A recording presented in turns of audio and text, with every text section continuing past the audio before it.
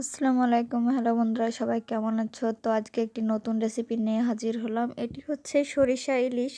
তো সরিষার টাইমে সরিষা ইলিশ না খেলে কি চলে? তো আজকে এই নতুন রেসিপিটা নিয়ে হাজির হয়ে গেছি।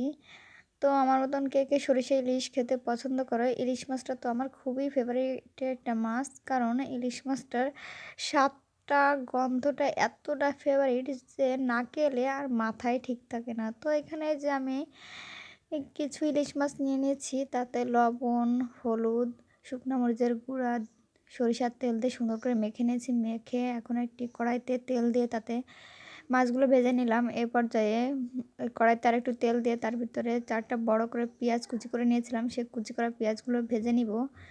তো পেঁয়াজগুলো যখন লাল লাল ভাজা হয়ে যাবে তখন এতে আমি সরিষা, মেন যেটা সরিষা, রসুনের ইলিশ মাছের রসুনটা বেশি হলে আবার গন্ধ বেরোয়, তো স্বাদটাই চলে যাবে। তার জন্য 2-3 কোয়া রসুন দিয়েছি। তো রসুন, কাঁচামরিচ, শুকনো মরিচ, আদা সুন্দর করে পেস্ট করে নিয়েছি।